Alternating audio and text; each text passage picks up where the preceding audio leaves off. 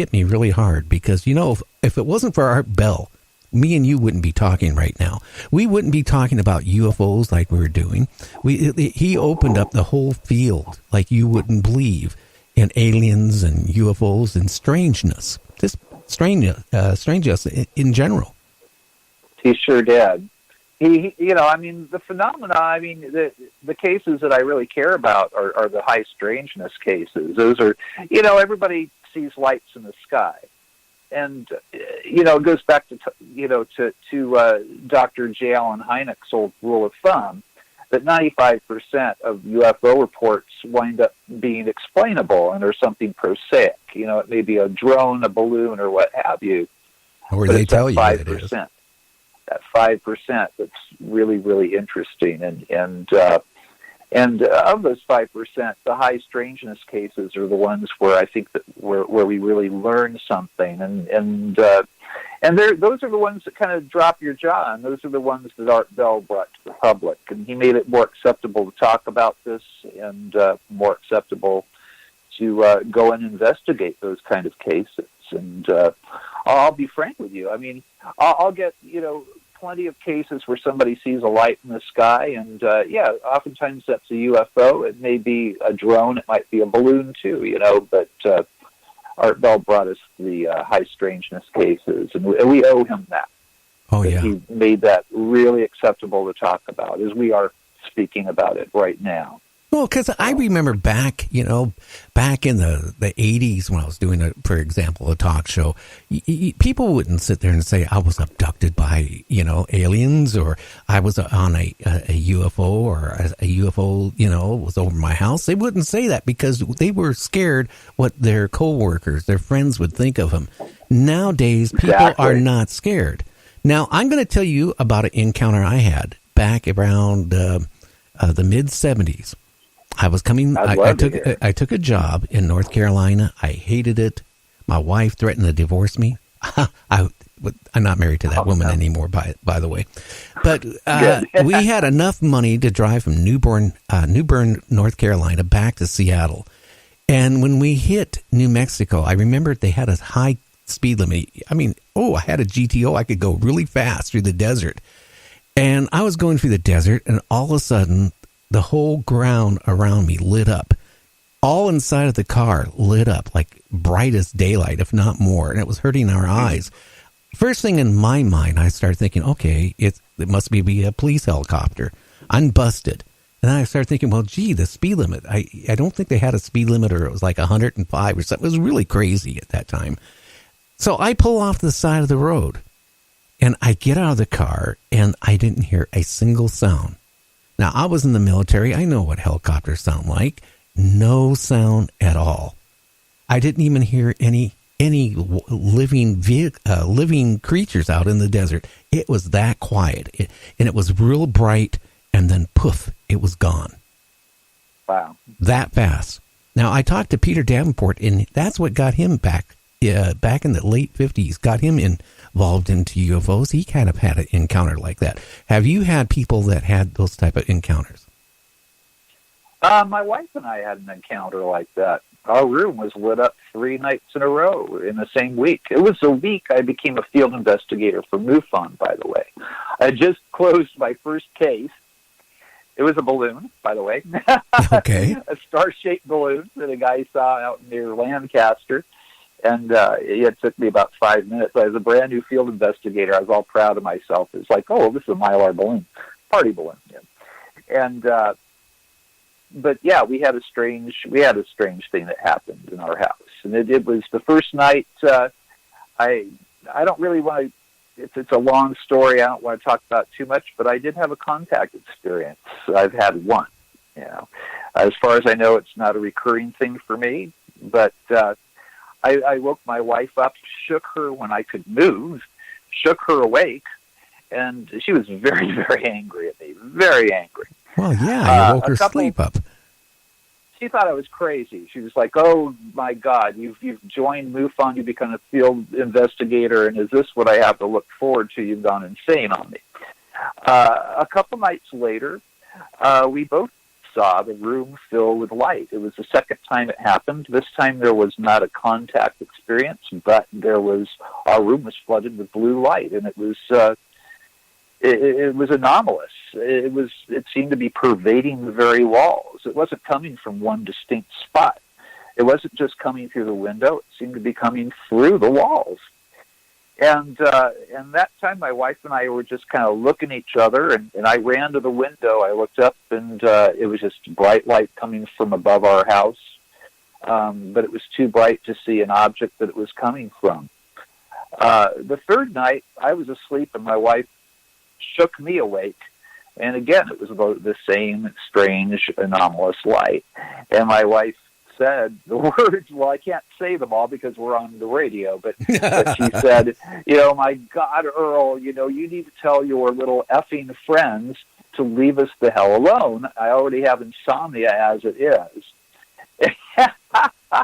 And, my wife was a little skeptical of the phenomena as a whole up until that point. She's not really a skeptic anymore. That has a way of kind of shaking you into the strange reality that we find ourselves in. But what I found is that if you draw close to the phenomena, it will draw close to you. And for a long time, I wasn't comfortable telling my own contact story.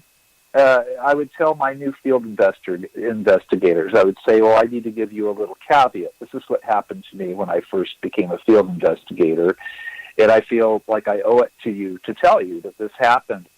Now I feel more comfortable talking about it, but I don't talk about my own experience that much because I want to be the investigator rather than the investigated. And you find a lot of people like Travis and Walton and others where their contact story becomes the end all of what they're talking about. Yeah. And for myself, this impelled me to really, really, really throw myself at the phenomenon and try to understand exactly what's happening because it's personal. And I'd like to tell you a little bit about how I got into this to begin with, because it starts with my mom. Okay, before you do, though, James has a question for you. Did you go outside to take a look when that blue light embellished your room those nights? I looked through the window. I'll tell you the truth, I didn't run downstairs and try to run outside because all three times I was gobsmacked is what I was. I was amazed because before I through my mom, and I'll tell you a little bit about it, I believed that the phenomenon was a very real thing because my mom didn't make stuff up, and my mom worked for all the major aerospace companies as a headhunter later on in life. And my mom told me that it was a very real phenomenon, that the government takes it dead seriously, that it's something that the government takes very, very seriously. But I didn't run outside. I looked up through the window, and the light stopped. It was maybe like 1, 2, 3, 4, 5, 6, 7, 8, 9, 10. And then it was off. It was like in Close Encounters of the Third Kind, where you see the vehicle there, you see the light that's shining down, and then suddenly it's not there. And they apparently have the ability to manipulate time and space. They can, it's like the way I like to think of the phenomena is it's like large things that act like the very smallest things that there are. Particles. We come up with nonsense words like wavicle to try to explain physics now, quantum physics. But UFOs, it seems like they can appear, disappear. They can break Newton's laws. They can make 180-degree turns, like an elbow turn, with at thousands of miles an hour. We see that with the Nimitz encounter that's become very popular recently through the ATIP program and through To the Stars Academy, which kind of broke that story. That these vehicles, they break what we know of as the laws of physics. They seem to have a whole other physics to them, or they have a way of a loophole, a way of evading those physical properties to our universe, like gravity, and consumption of energy. It's kind of amazing how they can seem to do this and not turn into a fireball through re-entering into the atmosphere, or having sonic booms that you should have around something that's traveling at Mach 5, Mach 6, and suddenly going into a hairpin turn. So it's a whole other science that we don't know about. And I'm very, very interested in how they do that. So am I, because could you imagine if a human, could make a high-speed turn like that? They'd be scraping what was left of him off the walls. I mean, with a mop. That's what would be left of a human. They have some way of balancing that gravity. Yeah. They have some way of balancing it out. It's very, very interesting. And, I talk with a lot of scientists. I hang out with a lot of scientists. That's the thing that's interesting.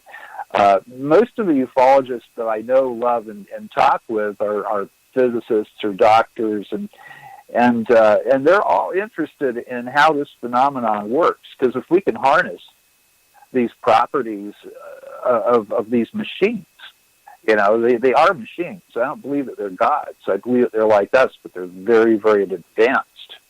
And if we could learn how to do this sort of thing, and perhaps at 0-point energy that they're using, it would solve a lot of problems. We could probably, we would be able to certainly give up our dependency on oil, and we could, it would be like the Jetsons in a few years.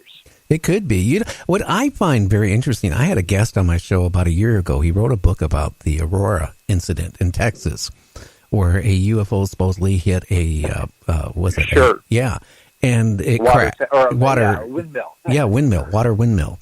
And it crashed. But, his father in the Midwest was a police dispatcher. Now, he had this story that he told me about off air, and I said, well, hey, we need to talk about this on air, too. Supposedly, his father gets a phone call late at night that at the local hospital, by the way, his mother worked as a nurse at that hospital, there was a report that a UFO was sitting in the parking lot.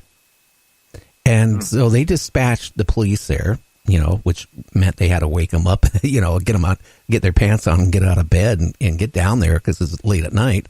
When they got there, there was no UFO, but there was a burning ring in the asphalt where, it was still smoking. And they noticed mercury droplets all around it. And, so